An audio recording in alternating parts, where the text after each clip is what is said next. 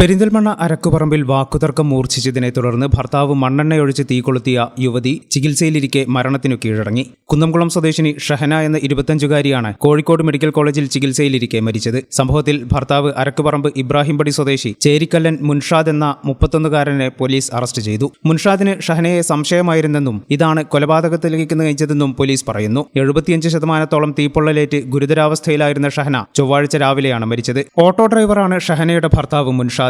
ഇരുവരുടെയും രണ്ടാം വിവാഹമായിരുന്നു. 5 മാസം മുൻപാണ് വിവാഹം നടന്നത്. ആദ്യ വിവാഹത്തിൽ ഇരുവർക്കും ഓരോ കുട്ടികളുമുണ്ട്. വിവാഹം കഴിഞ്ഞതു മുതൽ മുൻഷാദിന് ഭാര്യയെ സംശയമായിരുന്നെന്ന് പറയുന്നു. ഇതേ ചൊല്ലിയുണ്ടായ വാക്കുതർക്കത്തെ തുടർന്ന് മുൻഷാദ് ഷഹനയെ മണ്ണെണ്ണയൊഴിച്ച് തീ കൊളുത്തുകയായിരുന്നു. ആദ്യ ഭാര്യ മരിച്ചെന്ന് പറഞ്ഞാണ് മുൻഷാദ് ഷഹനയെ രണ്ടാം വിവാഹം ചെയ്തത്. രണ്ടാം ഭാര്യയും കൊല്ലപ്പെട്ടതോടെ ആദ്യ ഭാര്യയുടെ മരണം കൂടി അന്വേഷണ വിധേയമാക്കുമെന്ന് പോലീസ് അറിയിച്ചു. അറസ്റ്റ് ചെയ്ത പ്രതിയെ കോടതി റിമാൻഡ് ചെയ്തു. പ്രതിയുമായി പോലീസും ഫോറൻസിക് വിദഗ്ധരും ഇബ്രാഹിംപടിയിലെ വീട്ടിലെത്തി തെളിവെടുപ്പ് നടത്തി. പോസ്റ്റ്മോർട്ടത്തിന് ശേഷം ഷഹനയുടെ മൃതദേഹം ബന്ധുക്കൾ ഏറ്റുവാങ്ങി സംസ്കരിച്ചു.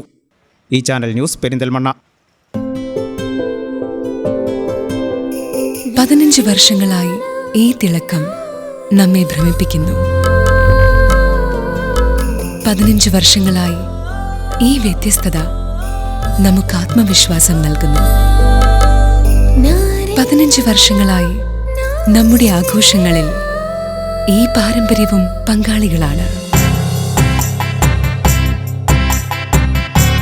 ഒരു ദേശത്തിന്റെ ആഭരണ സംസ്കാരം രൂപപ്പെടുത്തിയവർ.